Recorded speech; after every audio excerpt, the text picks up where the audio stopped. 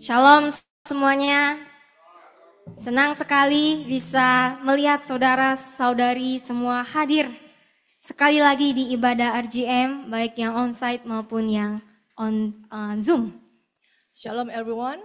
It's great to see all the brothers and sisters here attending the RGM service, both those who came via onsite and Zoom. 2 minggu terakhir kita sudah belajar tentang kasih yang sesungguhnya.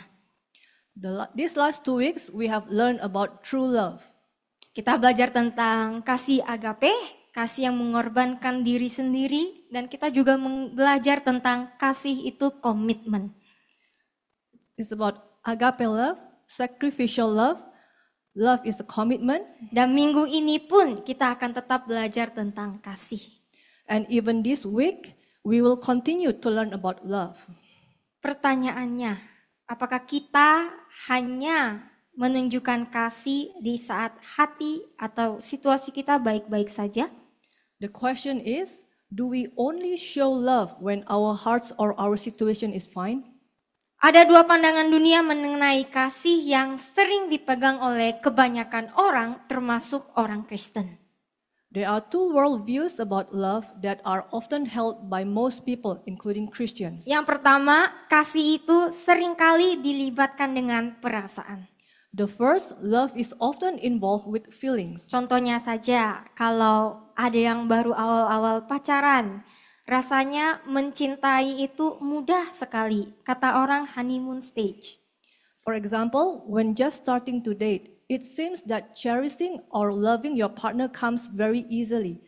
Tetapi selama beberapa bulan, kasih itu lama-lama hilang. Alasannya sudah bosan lah, feelingnya sudah tidak sekuat awal-awal. But after a few months, the love gradually disappears. The reason because already bored lah, the feeling is not as strong as the beginning. Atau buat orang tua dan anak. Anak baru sayang sama orang tua dan taat sama orang tua kalau orang tua memberikan apa yang anak mau. Or for parents and children, children will only love and obey their parents if the parents give them what they want. Atau anak kalau lagi bertindak baik atau mengikuti apa yang orang tua mau, orang tua baru mengasihi. Or if the child acts well or follows what the parents want, only then the parents will love them. Tetapi kalau suasana hati buruk, susah sekali rasanya untuk mengasihi. Bawaannya itu marah-marah. But if they are in a bad mood, it is very difficult to love. Ya, bawaannya itu marah-marah. They will easily get angry. Kemudian yang kedua, pandangan tentang kasih adalah bahasa kasih. Next, the second worldview also introduce us to the language of love. Ada 5 bahasa kasih yang hampir semua anak muda pasti tahu. There are 5 love language that almost all young people definitely know. Yang pertama, menerima hadiah. The first is receiving gifts. Yang kedua ada kata-kata afirmasi. The second is words of affirmation. Yang ketiga ada melayani. The third is serving others. Keempat ada waktu bersama-sama atau berkualitas. Then there is a quality time. Dan yang terakhir ada sentuhan fisik. And the last is physical touch. Dunia selalu berkata, kalau kamu mencintai aku, maka kamu akan mengasihi aku dengan cara yang aku mau.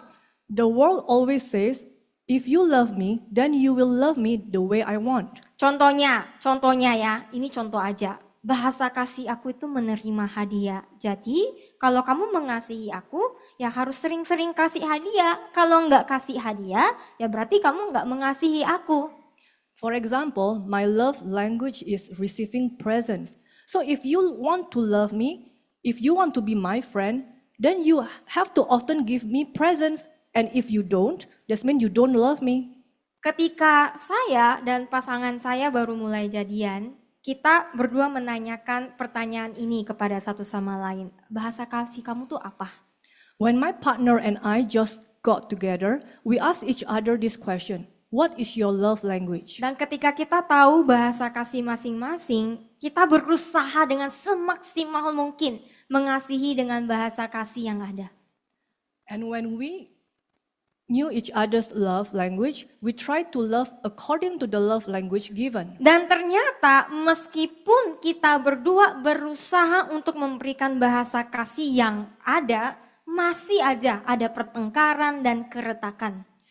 And it turned out, even though we both tried to express each other's love language, there were still arguments and conflicts. Dan saya sadar feeling dan bahasa kasih itu tidak pernah menjamin hubungan itu bisa bertahan.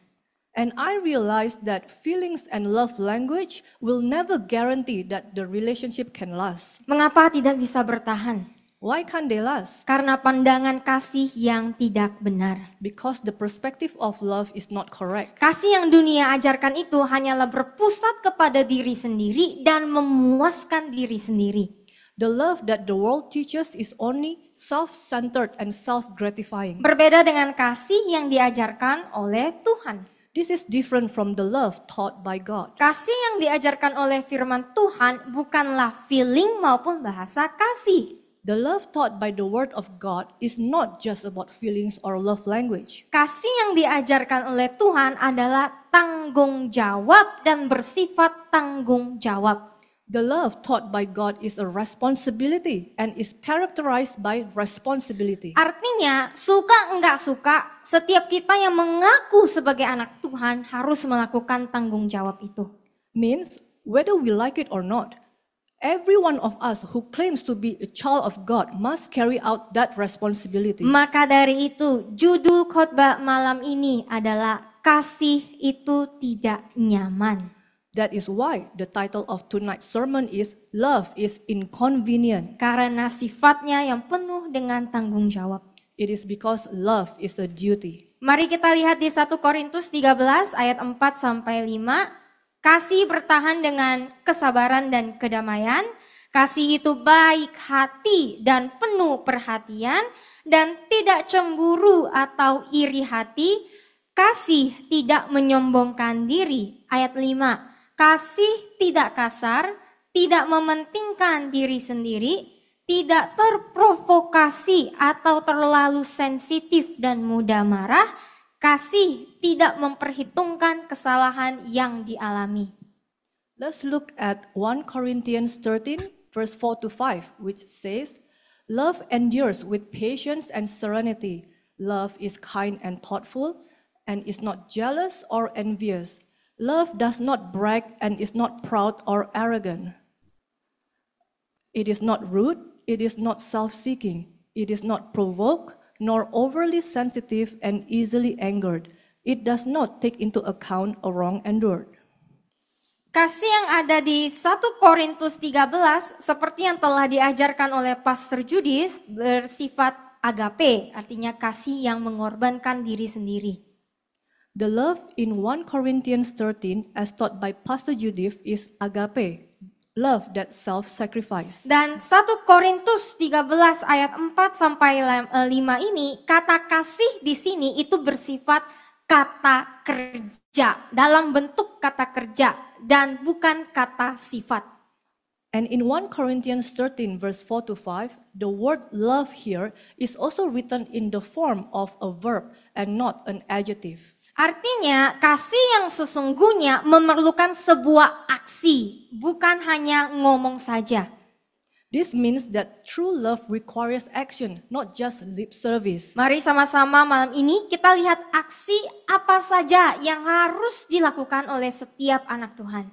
Tonight, let's look together at what actions every child of God must do. Kasih yang pertama adalah sabar dan menjaga damai. The first love is patience and serenity.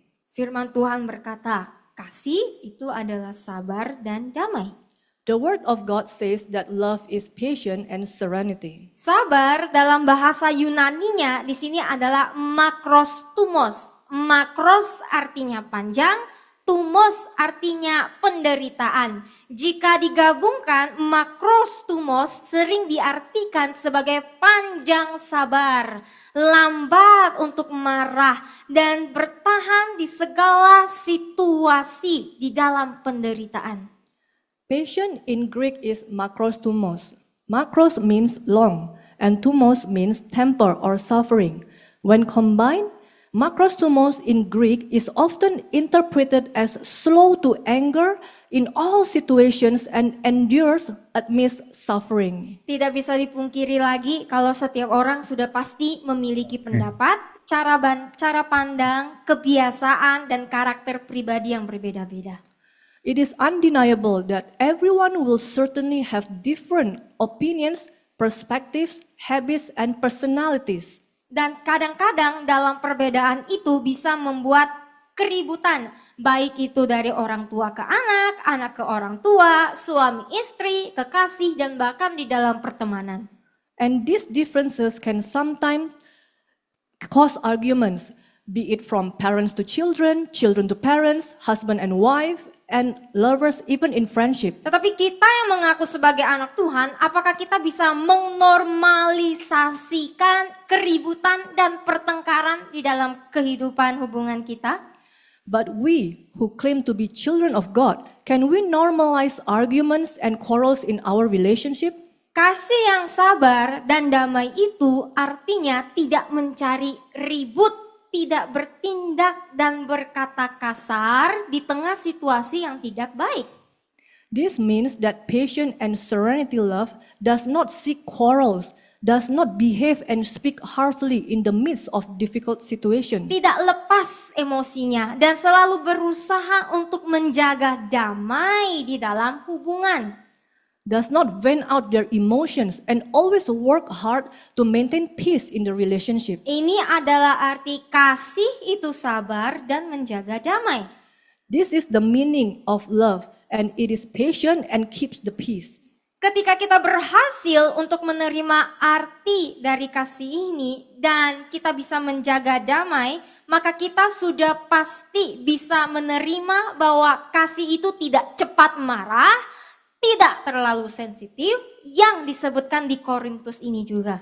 When we succeed in understanding the meaning of love, which is patient and keeps the peace, then we can certainly also accept that love is slow to anger and not too sensitive, as also mentioned in Corinthians here. Terlebih lagi firman Tuhan berkata di Yakobus 1 ayat 20, karena kemarahan manusia yang penuh kebencian tidak menghasilkan kebenaran Tuhan. Standar perilaku yang Dia tuntut dari kita. Dikatakan di sini bahwa orang yang suka marah-marah tidak mencerminkan kebenaran Tuhan.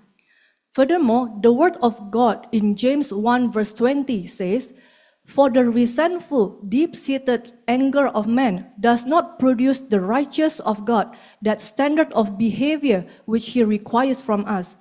Those who are quick to get angry are not reflecting the character of God." Seringkali kebanyakan dari kita akan memberikan respon ini ketika sedang ada keributan. Aku nggak salah kok, tapi aku nggak ngajak ribut, dia yang ajak ribut duluan, ya aku marah lah. Oftentimes, most of us will give this response when there is an argument. But I'm not in the wrong. He or she started the argument first. Of course I got angry. Kita manusia pada dasarnya itu egois. We as humans are naturally selfish. Maka dari itu kita akan selalu membela diri terlebih dahulu dan selalu menyalahkan orang, selalu menyalahkan situasi dan memilih untuk tidak mau menjaga perdamaian. Therefore, we'll always defend ourselves first, and we will always blame others and the situation first and choose not to maintain peace. Kasih itu tidak nyaman, saudara-saudari. Love is inconvenient, brothers and sisters. Ingat, artinya suka tak suka, kalau mengaku sebagai anak Tuhan, ya kita harus taat. It means whether we like it or not, if we claim to be the children of God, then we must obey. Firman Tuhan juga berkata di Matius 5 ayat 9, berbahagialah, tenang secara rohani, dengan sukacita hidup dalam perkenanan Tuhan, adalah pembuat dan pemelihara perdamaian, karena mereka akan mengekspresikan karakternya dan disebut anak-anak Tuhan. The word of God says in Matthew 5 verse 9, Blessed, spiritually calm with life, joy in God's favor, are the makers and maintainers of peace, for they will express His character and be called the sons of God. Hanya orang yang sanggup untuk membuat dan menjaga kedamaianlah yang akan dipanggil sebagai anak-anak Tuhan. Only those who are able to make and maintain peace will be called children of God. Karena membuat dan menjaga perdamaian mencerminkan karakter Tuhan. Because making and maintaining peace reflects the character of God. Kolose 3 ayat 12 sampai 13 juga berkata, ayat 12, jadi sebagai umat pilihan Tuhan sendiri yang kudus, dikuduskan, dipisahkan demi tujuannya, dan sangat dikasihi oleh Tuhan sendiri. Kenakan hati yang penuh belas kasihan, kebaikan, kerendahan hati, kelemah lembutan, dan kesabaran yang memiliki kekuatan untuk menanggung ketidakadilan atau ketidaknyamanan apapun yang datang dengan watak yang baik.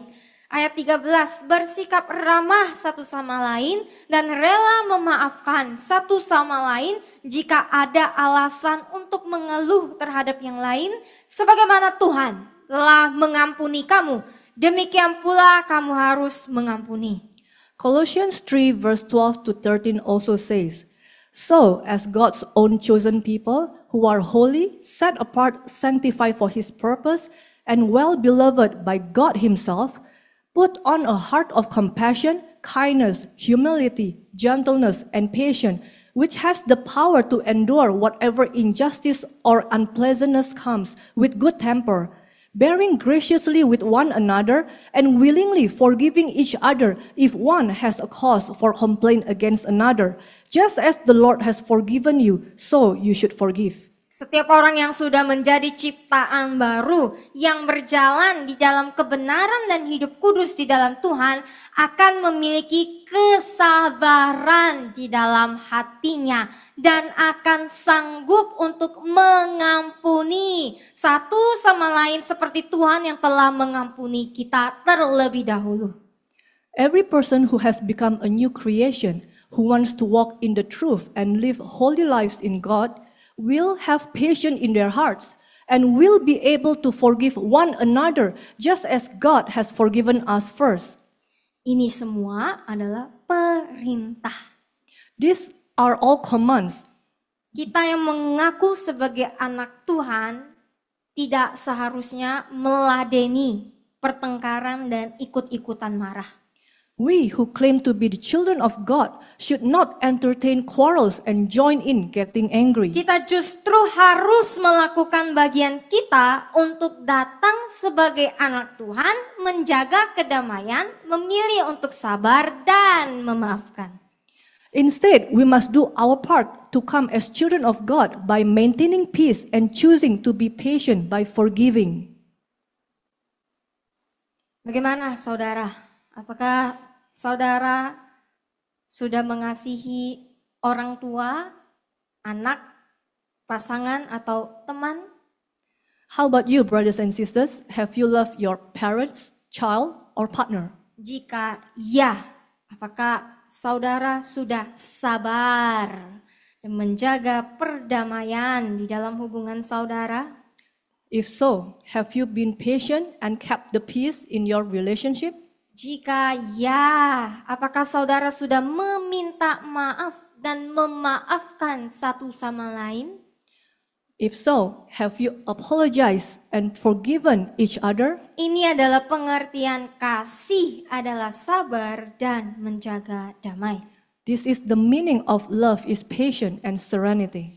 Yang kedua, kasih adalah baik dan memikirkan satu sama lain. Second, love is kind and thoughtful. Apa maksud dari kasih itu baik dan memikirkan satu sama lain?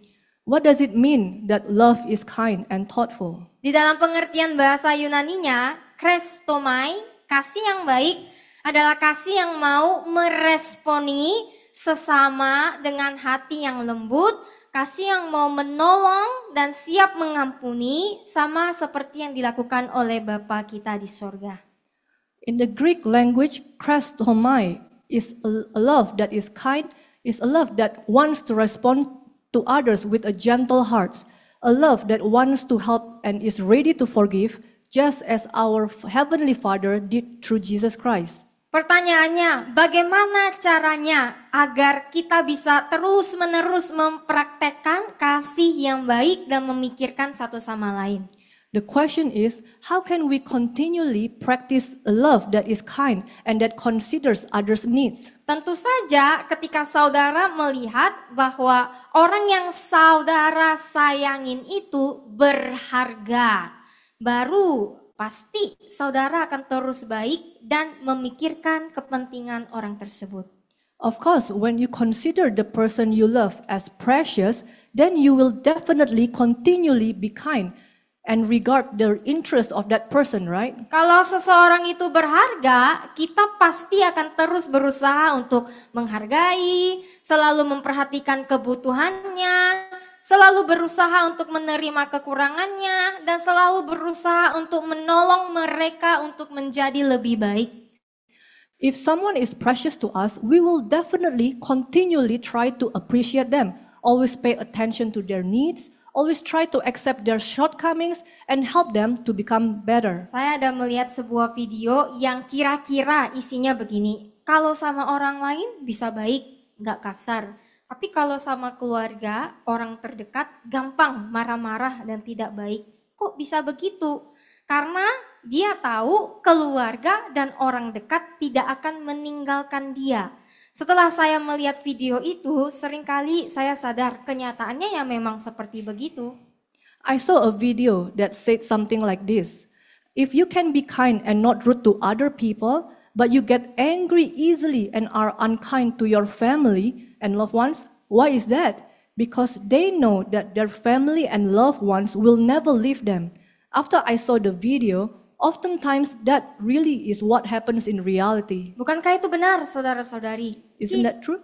Ya, kita seringkali bisa seenaknya dengan orang terdekat kita hanya karena kita berpikir bahwa mereka tidak akan meninggalkan kita. We can often be arbitrary to those closest to us just because we think they will never leave us. Seseorang yang memiliki kasih yang baik dan memikirkan satu sama lain akan memilih untuk tetap tenang, memilih untuk tetap memaafkan, dan menolong mereka untuk menjadi pribadi yang baik sewaktu ada yang melakukan kesalahan. Someone who has a love that is kind and thoughtful will choose to stay calm, choose to forgive, and help them to become a better person when someone makes a mistake. Efesus 4 ayat 32 berkata, bersikaplah baik hati dan suka menolong satu sama lain, berhati lembut, belas kasihan, pengertian, saling mengampuni dengan mudah dan sukarela, sama seperti Tuhan di dalam Kristus juga mengampuni kamu.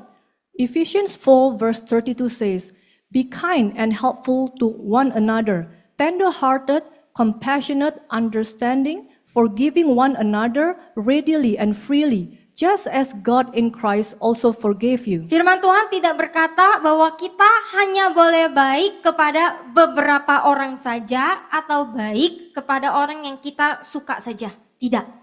The word of God does not say that we not only need to be kind to a few people or to people we like. No. Firman Tuhan berkata, jadilah baik, lembut hatimu, dan saling memaafkan kepada satu sama lain. Seperti Yesus yang telah memandang kita berharga dan rela mati bagi kita di atas kayu salib.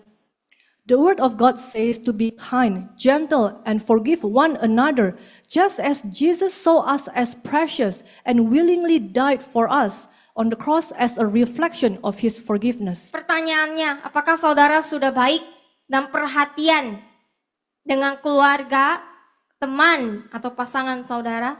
The question is, have you been kind and thoughtful to your family, friends, or partner? Jika belum, mari hari ini kita belajar untuk mengasihi sesama seperti yang Tuhan telah ajarkan kepada kita. If not, let's learn to love one another like the love that God has taught us and wants us to do. Yang ketiga, kasih itu tidak iri hati dan tidak sombong. Thirdly, love is not jealous and not arrogant. Di dalam bahasa Yunaninya, iri hati di sini adalah zeloi. Yang di konteks ini artinya ada perasaan negatif yang sangat amat dalam terhadap kesuksesan seseorang. In Greek, jealousy here is zeloi, which is in this context means there is a very deep negative feelings towards someone's success. Pertanyaannya, apa sih hubungannya dengan kata kerja untuk tidak iri ini? Bukankah iri hati itu hanyalah sebuah perasaan? The question is, what does it have to do with the verb not to be jealous? Isn't it jealousy just a feeling? Ketika firman Tuhan berkata bahwa kasih itu tidak iri hati, firman Tuhan sedang menjelaskan reaksi dan tindakan buruk yang akan keluar ketika seseorang itu sudah mulai iri hati dengan orang terdekat mereka. When the word of God says that love is not jealous, the word of God is explaining the harmful reaction and action that will happen when someone starts to be jealous of those closest to them. Mungkin ada yang berpikir, masa sama keluarga atau sama pasangan sendiri bisa iri hati sih? Gak mungkin lah. Maybe some people think, how can you be jealous of your own family or partner? It's impossible. Tapi faktanya banyak sekali orang yang justru lebih mudah iri hati dengan orang yang mereka anggap kasihi atau dekat. But the fact is, many people are actually more easily jealous of people they consider love or close. Kalau saudara baca berita, saudara akan menemukan kejadian pembunuhan dikarenakan ada faktor iri hati. Ada yang membunuh saudaranya karena iri dengan apa yang mereka punya atau iri dengan masalah warisan. Ada seseorang yang membunuh temannya karena melihat temannya punya kok dia nggak punya. Ada juga yang membunuh pasangannya dan seterusnya. Masih banyak lagi. If you read the news, you will find cases of murder due to jealousy. Someone killed their own sibling because they were jealous of what they had or were jealous of their inheritance. Someone killed their close friend because their friend had something new and they didn't, and there are still more. Mengapa hal ini bisa terjadi? Why does this happen? Seseorang yang iri hatinya adalah seseorang yang diliputi dengan rasa tidak aman dan kesombongan. A jealous person is someone whose heart is filled with insecurity and arrogance. Dan rasa tidak aman dan kesombongan inilah yang membuat seseorang tidak bisa bersyukur. Makanya orang tersebut akan iri hati. And insecurity and pride would make someone ungrateful that would cause jealousy. Dan mengapa banyak sekali orang yang diliputi dengan rasa tidak aman dan kesombongan ini? And why are so many people filled with this insecurity and arrogance? Itu dikarenakan mereka tidak bertuhan. It is because they are godless. Orang yang tidak ada Tuhan di dalam hatinya, mereka akan menjadi sombong, mereka tidak bisa bersyukur kepada Tuhan dengan apapun yang mereka punya. Because people who do not have God in their hearts will be arrogant and not be grateful to God for what they have. Firman Tuhan berkata di Galatia pasal 5 ayat 20 sampai 21. Penyembahan berhala, ilmu sihir, permusuhan, perselisihan, iri hati, ledakan kemarahan, perselisihan, pertikaian, perpecahan yang mendorong ajaran sesat, iri hati, mabuk-mabukan, perbuatan rusuh dan hal-hal lain yang sejenis itu, aku memperingatkan kamu sebelumnya, sama seperti yang aku lakukan sebelumnya, bahwa mereka yang melakukan hal-hal seperti itu tidak akan mewarisi kerajaan Tuhan. Jelas sekali dikatakan bahwa orang yang iri hati tidak akan mendapatkan bagian kerajaan surga. The word of God in Galatians 5 verse 20 to 21 says, idolatry, sorcery, hostility, strife, jealousy, fits of anger, disputes, dissensions, factions that promote heresies, envy, drunkenness, riotous behavior, and other things like this, I warned you beforehand, just as I did previously, that those who practice such things will not inherit the kingdom of God. It very clearly states here that jealous people will certainly not inherit the kingdom of God. Contohnya aja, ketika saudara Anda atau pasangan Anda, ya, saudara dekat gitu, ternyata lebih sukses dan mungkin lebih sering dipuji. Apakah saudara perlu iri? For example, when your sibling or your partner turns out to be more successful and perhaps more often praised, do you need to be jealous? Jika saudara-saudari mengaku mengasihi mereka, maka saudara tidak perlu iri hati. If you claim to love them, then you don't need to be jealous. Kita seharusnya, sikap baik kita seharusnya itu bersukacita atas keberhasilan yang mereka raih. We should rejoice in the success they attain. Karena keberhasilan yang diraih pun merupakan hasil kerja keras dan kemurahan Tuhan atas mereka. Because the success they achieve is also the result of their hard work and God's grace upon them. Tugas kita hanya tetap mendukung satu sama lain agar mereka tetap rendah hati dan tetap kerja keras untuk memberikan yang terbaik kepada Tuhan. Our job is only to continue to support each other so that they remain humble and keep working hard to give their best. Ketika kita bisa memahami bahwa kasih itu tidak iri hati, kita pasti sudah akan jelas mengerti bahwa kasih itu tidak sombong dan tidak membanggakan diri sendiri. When we can understand that love is not jealous, we will certainly understand that love is definitely not arrogant. Hal ini saling berkaitan, saudara-saudari. This is interrelated, brothers and sisters. Kata Yunani tidak sombong di sini artinya suka sekali membanggakan diri sendiri dan haus akan pengakuan dan yang haus akan pujian dari orang lain. The Greek word here means love to brag about themselves and thirsting for self-recognition, which means chasing for praise from others, pursuing recognition and appreciation from others, including from partners and family or friends. Kalau kata dunia sekarang, aku tuh nggak haus pujian, tapi bahasa aku itu adalah words of affirmation atau kata-kata afirmasi. Kalau kamu nggak muji aku, ya berarti kamu nggak sayang sama aku. In today's world, that translates as, I'm not thirsty for praise, but my love language is words of affirmation. So if you don't give me words of affirmation, it means you don't love me. Tapi firman Tuhan berkata, kasih itu tidak sombong, tidak membanggakan diri sendiri. Artinya kita nggak boleh haus akan pujian dari siapapun. Meskipun kita sudah setengah mati memberikan yang terbaik untuk mereka. But the word of God says, love is not arrogant, does not boast.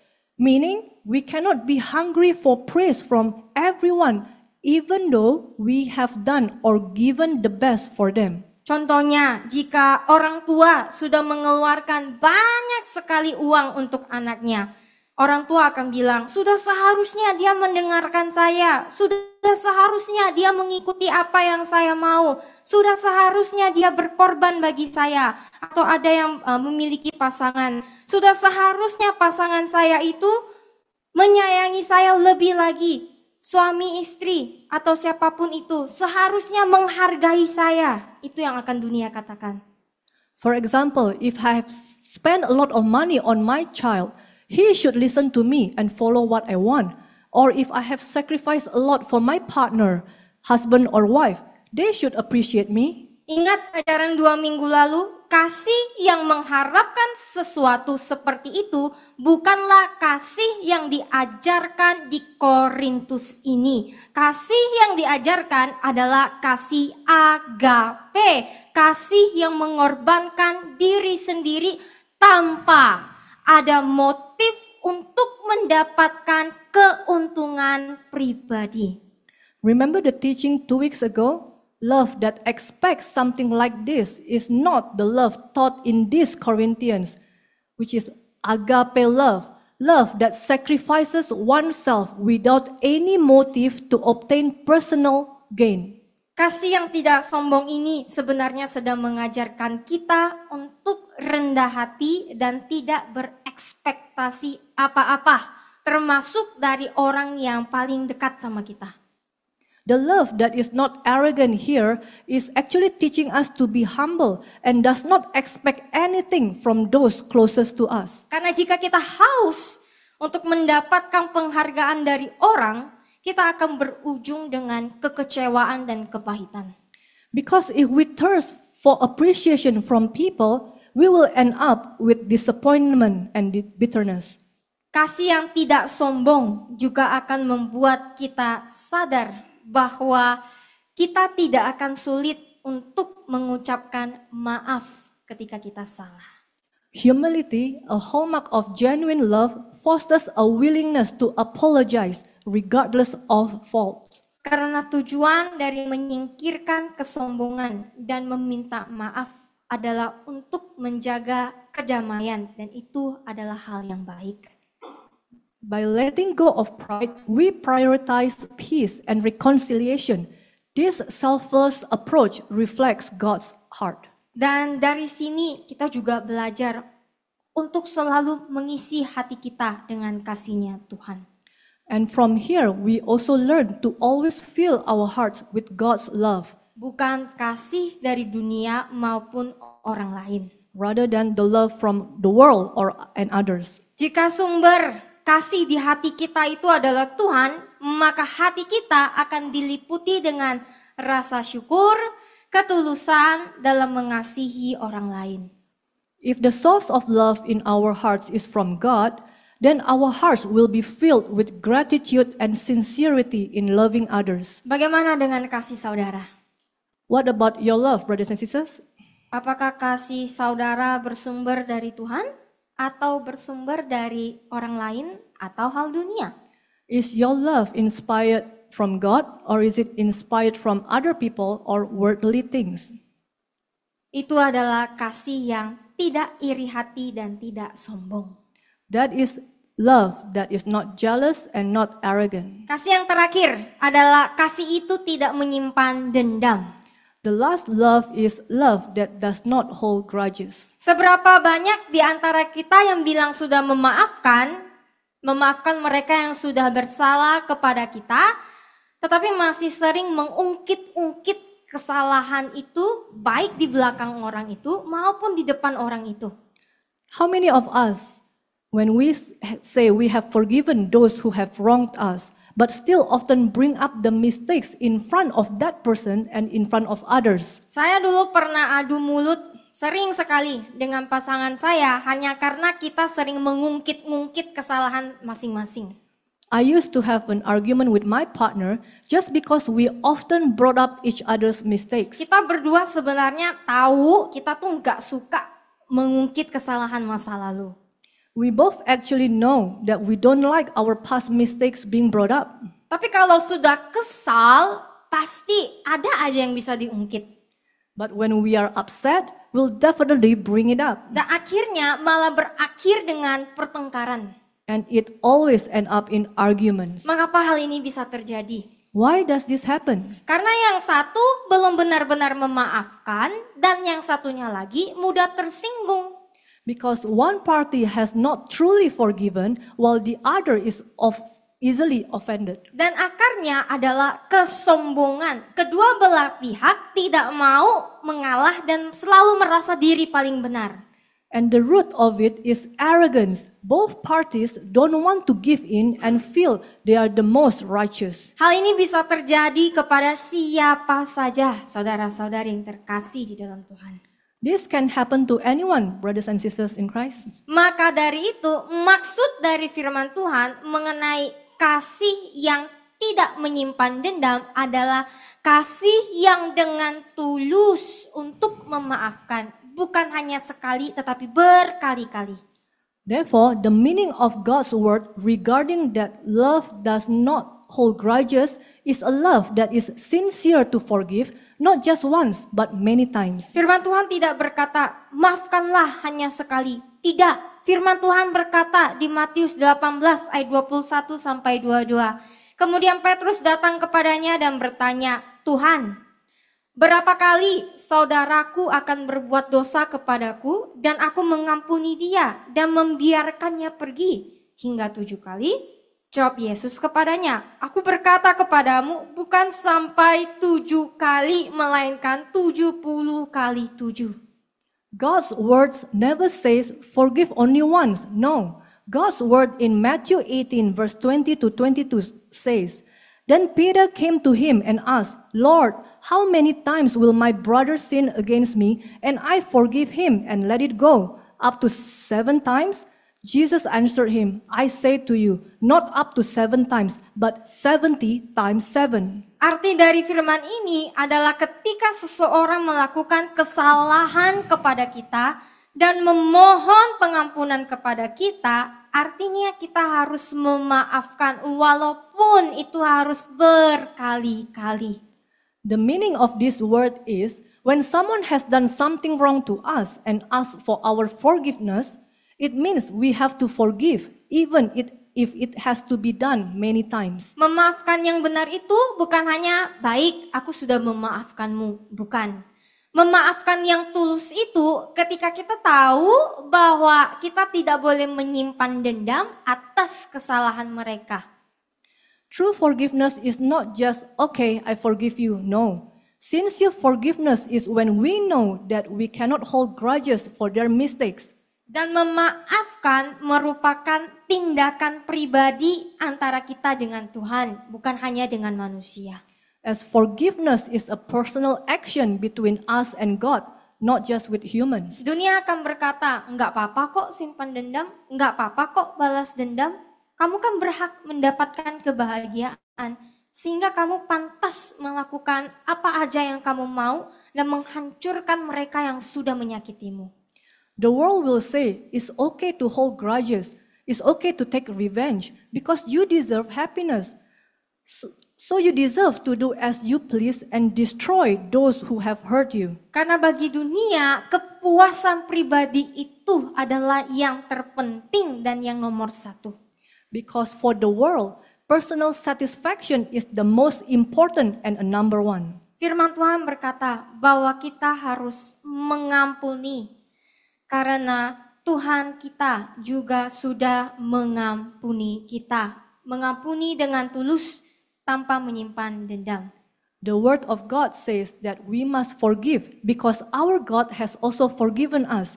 Forgiving sincerely without holding a grudge. Seberapa sering kita jatuh ke dalam dosa dan memohon akan pengampunan Tuhan. How often do we fall into sin and ask for His forgiveness? Bukankah sangat sering, saudara? Isn't it very often, brothers and sisters? Jika kita sering sekali meminta ampun kepada Tuhan, apa ada alasan bagi kita untuk tidak mengampuni yang lain? If we often ask God for forgiveness, do we have any reason not to forgive others? Apa ada alasan bagi kita merasa bahwa kita tidak berhak untuk diampuni, sedangkan orang lain tidak perlu? Do we have any reason to feel we deserve to be forgiven while others don't need to be? Firman Tuhan berkata di Matius 5 ayat 7, berbahagialah yang terlindung oleh janji-janji Tuhan adalah orang-orang yang penuh belas kasihan, karena mereka akan menerima belas kasihan. God's word says in Matthew 5 verse 7, Blessed, content, sheltered by God's promises are the merciful, for they will receive mercy. Tuhan yang kita sembah adalah Tuhan yang penuh dengan belas kasihan. The God we worship is a God that is full of mercy. Maka kita yang mengaku sebagai anaknya pun tidak boleh sombong dan menahan belas kasihan terhadap orang lain. So we who claim to be His children must not be arrogant and withhold mercy towards others. Tapi ada tapinya. Bukan berarti karena kita harus saling memaafkan, kita jadi seenaknya melakukan kesalahan apa saja. Karena kita pikir, oh nanti saya juga dimaafkan. But it doesn't mean that because we have to forgive each other, then we do whatever mistakes we want, because we think we will definitely be forgiven later. Jika memaafkan yang tulus artinya tidak menyimpan dendam, maka perminta maafan yang tulus harus disertai dengan perubahan. If sincere forgiveness means not holding a grudge, then a sincere apology must be accompanied by genuine change. Banyak sekali kata bertobatlah di firman Tuhan, yang artinya berubahlah dan jangan lagi sengaja melakukan kesalahan yang sama ketika kita sudah meminta pengampunan kepada Tuhan. Many times the word repent written in the word of God, which means to change and don't intentionally make the same mistake again after we ask for God's forgiveness. Kisah Para Rasul 17 ayat 30 berkata, oleh karena itu, Tuhan mengabaikan dan mengenyampingkan masa-masa kebodohan sebelumnya.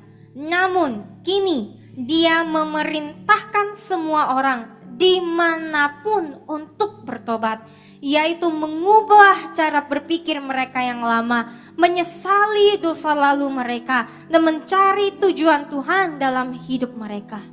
Acts 17 verse 30 says, therefore God overlooked and disregarded the former ages of ignorance, but now He commands all people everywhere to repent, that is to change their old ways of thinking, to regret their past sins, and to seek God's purpose for their lives.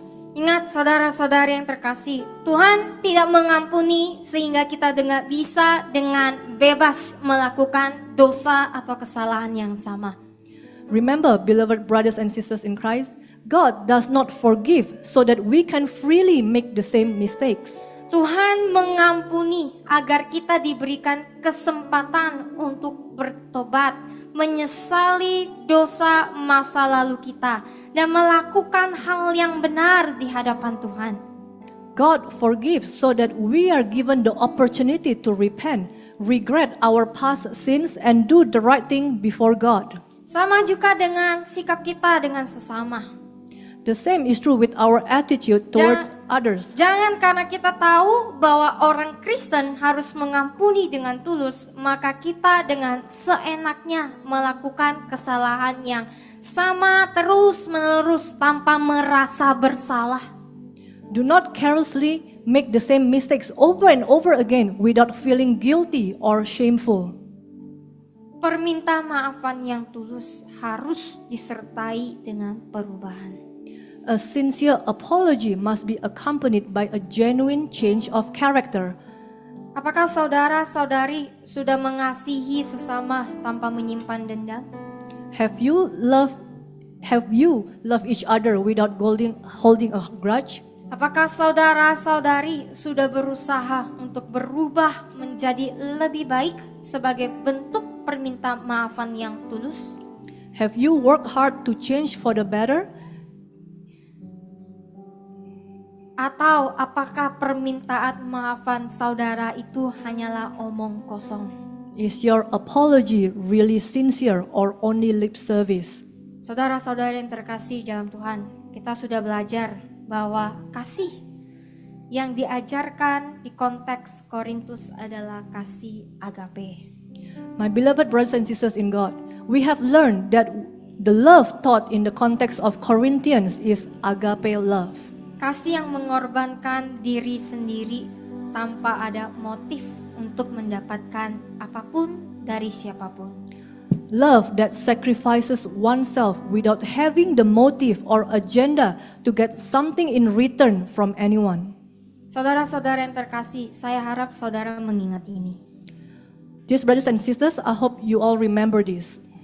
Kasih itu tidak nyaman karena kasih itu tidak egois dan membutuhkan pengorbanan. Love is inconvenient because it must be selfless and it will require sacrifice. Kasih itu tidak nyaman karena membutuhkan komitmen. Love is inconvenient because it requires genuine commitment. Kita harus setia secara konsisten dan bertanggung jawab dengan orang yang kita kasihi. We have to be consistently faithful and dutifully responsible towards those we love. Dan pada akhirnya kasih itu tidak nyaman karena kita harus mati terhadap harga diri sendiri dan benar-benar tidak mementingkan diri sendiri. And finally, love is inconvenient because we need to die to our pride to truly become selfless. Jadi saudara-saudariku yang terkasih, saya ingin mendorong Anda untuk saling mengasihi dengan hati yang murni dan tulus. So dear brothers and sisters, I want to encourage you to love one another with pure and sincere heart. Marilah kita belajar untuk menjadi berkat bagi keluarga Anda dan komunitas Anda. Learn to be a blessing to your family and also to your community. Marilah kita mencerminkan kasih Tuhan kepada orang lain sehingga nama Tuhan dipermuliakan. Let us effectively reflect the love of Christ towards others so that His name will be glorified. Mari kita berdoa. Let us pray. Bapa yang di surga, terima kasih buat firman-Mu. Heavenly Father, thank you for your word. Terima kasih telah memperingati kami untuk selalu mengasihi sesama dengan kasih agape. Thank you for reminding us to always love others with agape love. Kasih yang Engkau mau kami miliki, kasih yang telah diilhami oleh Engkau. The love that you want us to have, the love that you have inspired. Tolonglah kami Tuhan, agar kami boleh terus-menerus taat. Help us, Lord, so that we can continue to be obedient. Kami bisa tekun dan tidak menyerah untuk melakukan apa yang benar di hadapan-Mu. So that we can persevere and never give up in doing what is right before you. Terima kasih Tuhan buat anugerah-Mu. Thank you, Lord, for your grace. Di dalam nama-Mu kami berdoa dan bersyukur. In your name we pray and give thanks. Amin. Amen.